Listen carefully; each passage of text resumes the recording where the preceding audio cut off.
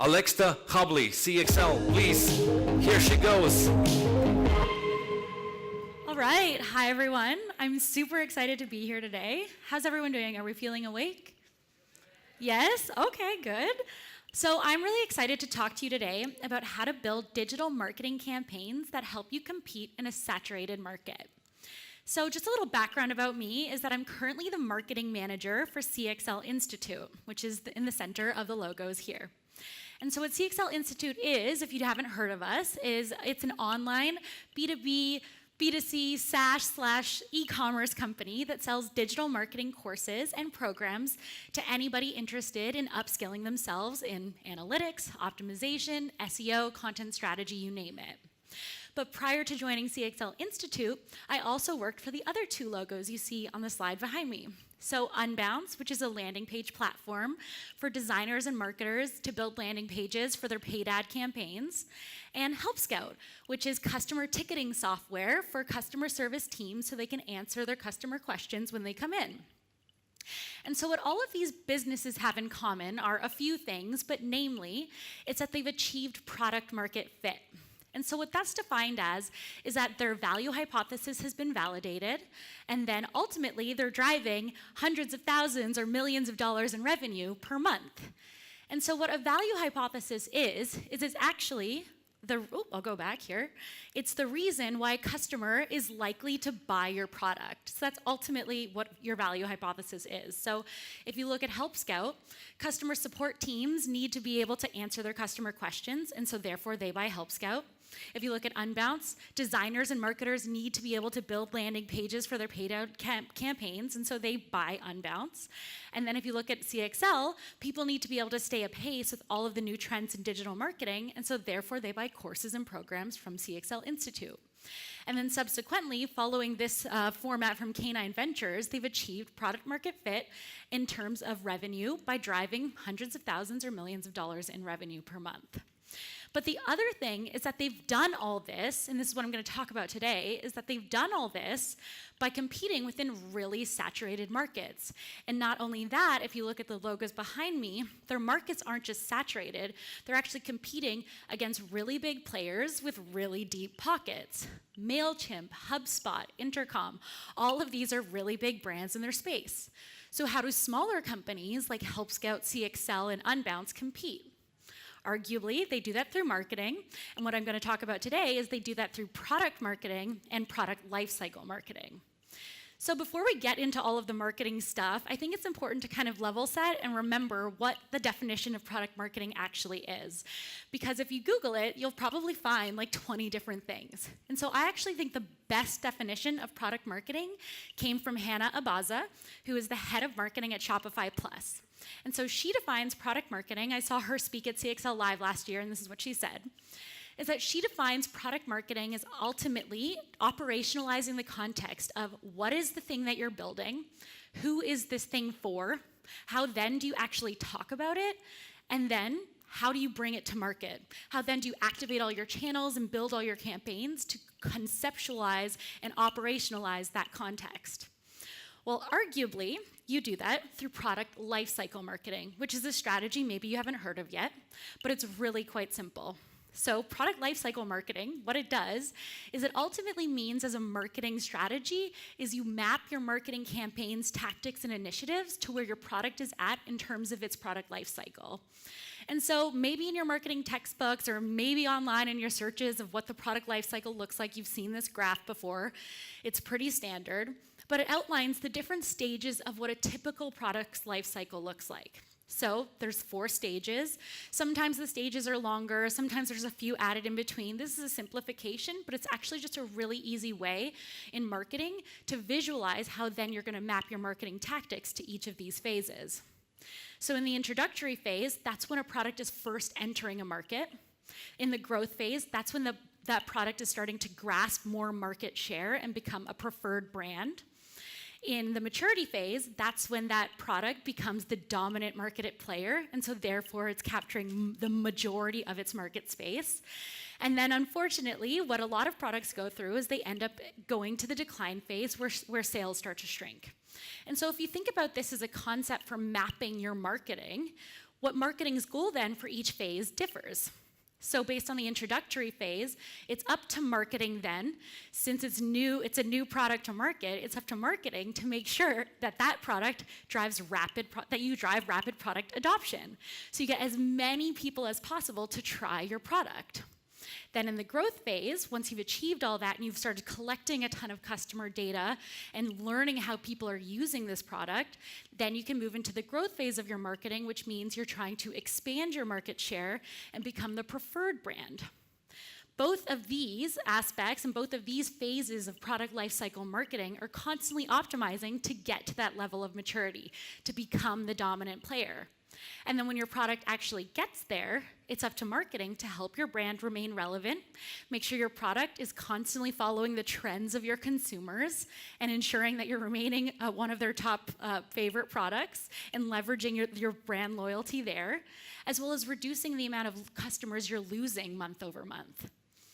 Ideally, in a perfect world, everything would stop right there. You just become the dominant player and you stay there forever. But in reality, that often doesn't happen.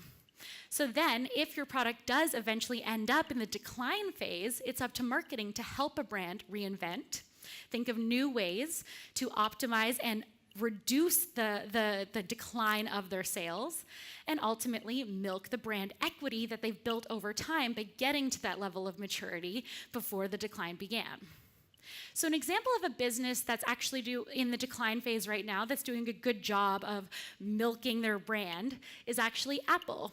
So in 2018, Apple announced that it would no longer share the actual unit sales of the iPhone because over time, unit shares of the iPhone have gone down. But they're milking their brand and leveraging all that brand equity and loyalty of their customer base that they've built over years and years and years of people who furiously refuse to use any other smartphone than the iPhone. And they've then subsequently increased the price of the iPhone to slow the rate of their decline. So that's just a strategy that Apple is using to help slow that rate of decline and milk their brand. So if you think about product lifecycle marketing overall as a strategy then, in terms of competing in a saturated market, it's really ultimately a method of communication. And so the benefit of product lifecycle marketing is it ensures that you're constantly keeping in mind the ultimate goal of where your marketing should be in terms of your product specific stage, so not 2 stages ahead or 2 stages behind, but actually where your product sits at that given moment. And then it takes the what it is, who it's for, and how you talk about it to create a story that's ultimately relevant to the right person, and then you're communicating it in the right way at the right time so that you ultimately achieve your goal of that specific stage. So it's a communication tactic and a marketing strategy that helps you frame up exactly how you want to execute your marketing campaigns to achieve your goals. So that sounds really great, right? But how do you actually go ahead and implement product lifecycle marketing as a strategy? Well, the first step is obviously to identify what stage your product is in. And so if we look at HelpScout as an example, HelpScout has achieved product market fit. So they're in the growth phase. They're not the dominant player within their industry by any means, but they are driving millions of dollars in revenue per month. And so in March of 2018, one of their strategies in order to help move into the maturity phase is that they took a ton of their customer data and learned what some of the products were that their customers were requesting and launched Beacon Live Chat in order to adhere to what their customers wanted, but also to help them differentiate and capture more market share. And so that's the goal within the growth phase. But what's interesting is that in terms of product lifecycle marketing, it's actually that Beacon is in the introductory phase because it's an entirely new product to market. No one's ever tried it before, so we don't have any data on how it's used or how it resonates within its given market. So I actually feel like this is where marketers often get tripped up when coming up with strategy, and I actually watched this GIF like 20 times today and died. I find it hilarious. I could definitely see myself doing that. But ultimately, I think that this is where marketers get tripped up a lot of the time because they treat a new product or a new item that they're adding to their product suite as just sort of an extension of their overarching brand. But if you think about Beacon Live Chat in the context of HelpScout, it's an entirely new product. So we can't just send a few emails to our customers and write a couple of blog posts and call it a day. No, we have to think about it in the fact of the introduction phase. We need to drive rapid product adoption and get as many people as possible to try this tool. So we need to pull out all the stops and give it the right marketing goal and mindset that it deserves. So ultimately, the goal then of driving the adoption of Beacon Live Chat is to just essentially get as many people as possible to try it. So from there, okay, so now we've identified then what the product lifecycle phase of Beacon Live Chat is. How do you actually go ahead and implement this product lifecycle strategy? That's where you follow a rigorous go-to-market plan. And this is really the crux of what product marketing is and where it'll either die on that hill or where you'll find success. And so this is my campaign structure that I use for every product marketing and product lifecycle marketing campaign that I create. It's based off Sprint, how to solve big problems and test new ideas in just 5 days, which is written by the folks over at Google Ventures. And essentially, it maps out a framework for how you can develop and create a marketing campaign that's testable and optimized for the ultimate amount of learnings possible so that you can constantly improve over time. And so I'm going to walk you through each of these phases I use to create a marketing campaign to bring Beacon Live Chat to market. So keeping in mind what our goal is to drive rapid product adoption, we started with developing our research. And so I did a ton of research, user research studies. I looked at the competitive landscape. I did a lot of Ask the Expert sessions. But one of the things with the competitive landscape that I want to talk about is that I did look at a ton of pricing and how other competitors were positioning themselves and the type of ways and features that they had within their product suite.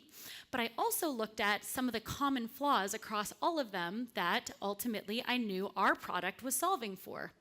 And so what I found is that a lot of live chat tools out there are kind of misleading. So if you were to go to any website and you see that little beacon in the corner and you click it, I've definitely experienced this where I've clicked it and they've said, and something's popped up because it's after hours and it said, actually, someone's not available to answer your question right now, but you can send an email or maybe try to reach us on the phone later or leave a message. And that's really misleading because actually with live chat, you expect someone to be there. So why is the beacon even on your site if I can't talk to someone right now? So a lot of these chat tools that were our competitors didn't have a really easy way of solving this. Another thing that was a common flaw across all of them was that their live chat help docs, so when you click open the live chat in the beacon in the corner, they often have suggested articles that you can look at that might help solve your question or solve your answers, or give you answers to your questions. But often I found it really unhelpful or not at all related to the question that I needed answered at the time. And so their help docs weren't quite tailored to the actual question or the page that I was even visiting at the time. And so these were just some common flaws that I noticed across the board with our competitors that I could then take later when I was developing my key messages to help position our live chat tool as better than the competition. I also conducted a suite of Ask the Expert sessions, which is straight up stolen from the Sprint book. And so what they advise is that you conduct one-on-one, 1-hour sessions with a suite of people and stakeholders across your business, and you ask them all the same questions. And what you'll find is that you'll find common answers come through, common responses to the questions that you're asking, like what are the biggest benefits of launching this new product? What are the biggest challenges you expect I'll face when I bring this product to market? And you can get their advice on things to do for your campaign. And so one of the questions I always recommend asking, and I actually always find offers the most insights, is when I'm bringing this tool to market, and like I did with the Beacon Live Chat example, is what's your advice then for my campaign? If you could pull out all of the stops and knowing that the goal is to get as many people as possible to try it, what would you do? And at HelpScout, across the board, their advice was to just get a little bit weird and make sure that you're being really, really creative. And so I feel like this requires a little bit of context because ultimately you're not going to sit down with tons of people every day and they're just going to tell you to just get really weird with your content and with your campaigns.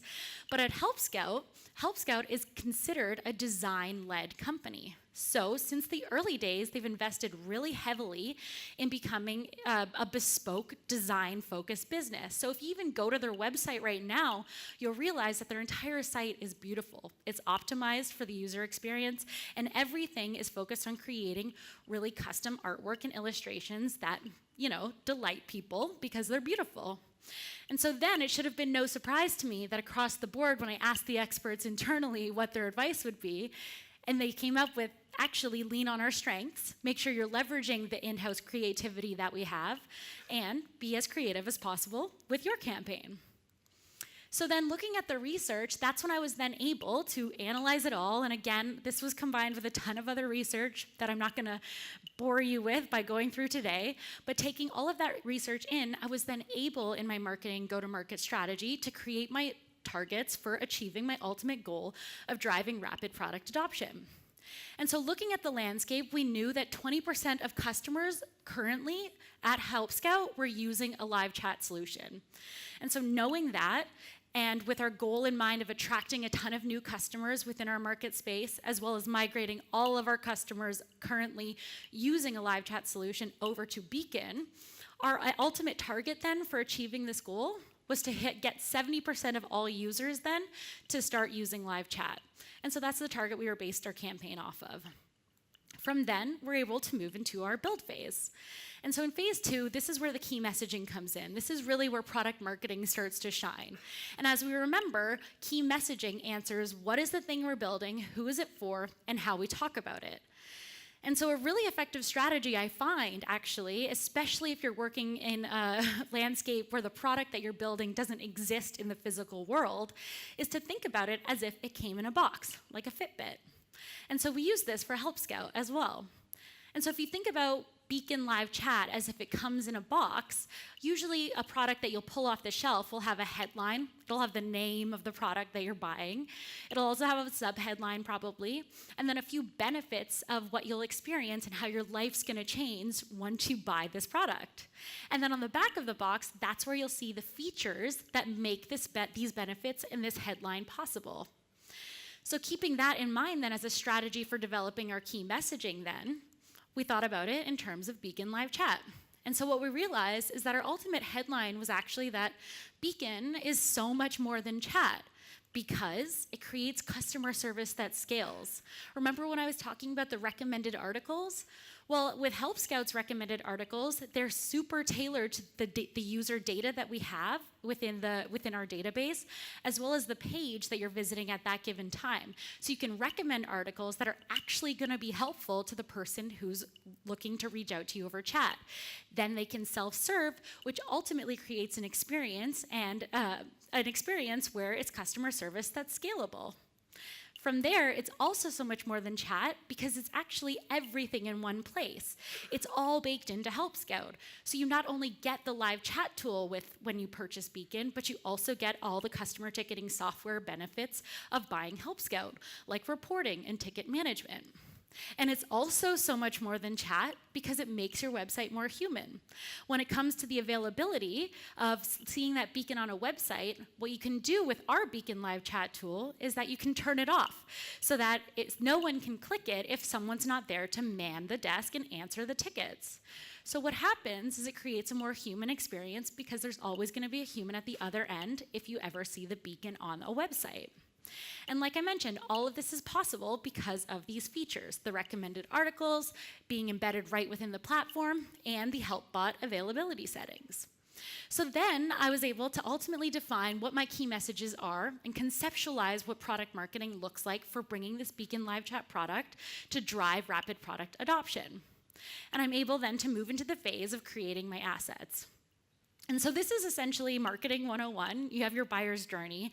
But I think it's important to remember that when you create your key messaging, which is the crux of product marketing, when you create your key messaging, you still have to always tailor it to the given segments that you're reaching out to.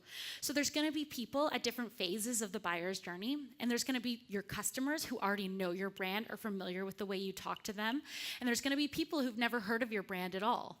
And so you can't just ultimately spray and pray your key messaging in order to achieve your goal. You need to also make sure that you're keeping in mind the actual phase that your buyer's at in their buyer journey. And so for us, when we decided to activate our channels and build all our campaign assets, these were the ultimate channels that we selected for achieving this particular goal. And let's just loop back, because you remember that some of the advice I got was to be super creative and just get a little weird, like have some dancing bacon maybe.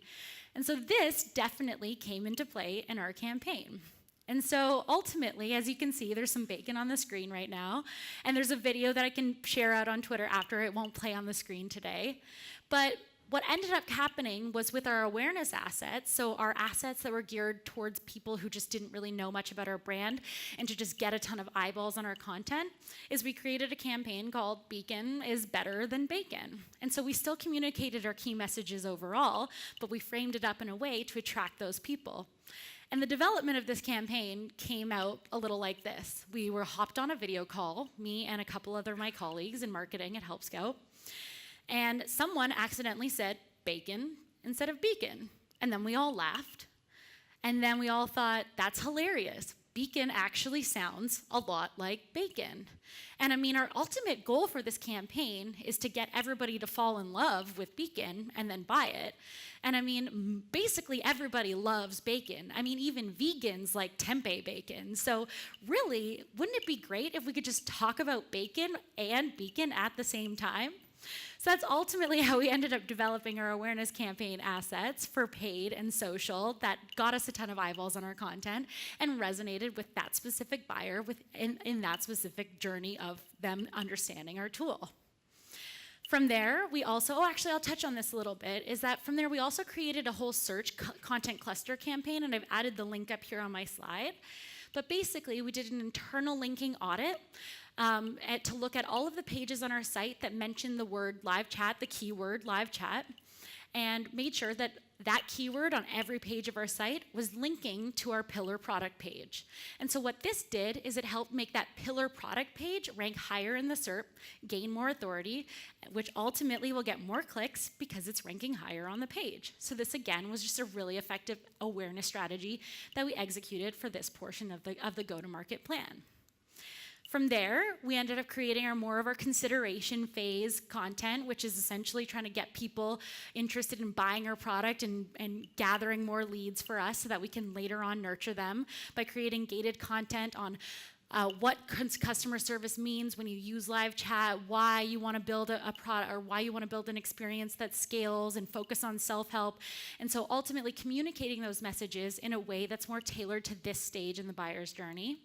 And then finally, we were able to then create our nurture track of emails and also did a whole suite of retargeting ads in this phase of the buyer's journey to take all of those leads and move them towards purchasing, ultimately buying Beacon Live Chat.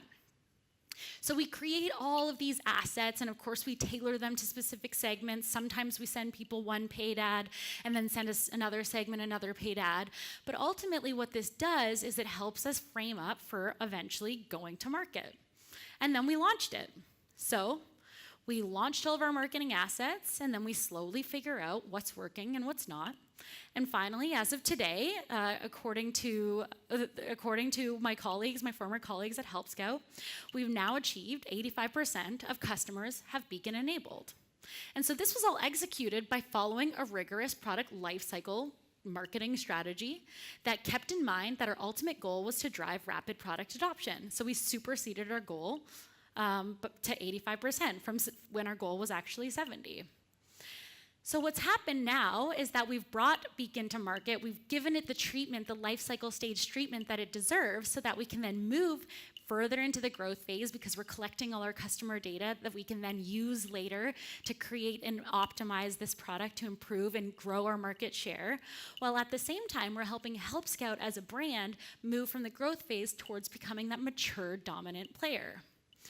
But it doesn't just end there. And I feel like this is another area where marketers get tripped up a lot, because ultimately, as marketers, product marketers just want to have a checklist, check everything off, and then ultimately call it a day. But no, if you're following this go-to-market plan, you need to remember that part of that is optimization and learning from all of the tripwires that have happened over time when your campaign launched. So again, what happens is you look at your campaign, you see what the tripwires have been, what pieces of your content weren't resonating with the segments that you thought it might, how you can fix things, how things might have been, people might have been reacting differently than the way you'd expect, and then report on your results so that you can ultimately optimize this campaign to keep moving your product into a new phase. And then again, finally, once it reaches the next phase, rinse and repeat. And so ultimately, what product lifecycle marketing does is it helps you communicate effectively, keeping that North Star goal in mind of your actual product lifecycle stage. And so making sure that you're creating a campaign that's rigorous, optimized for learning, and that ultimately gets you results. Thank you very much.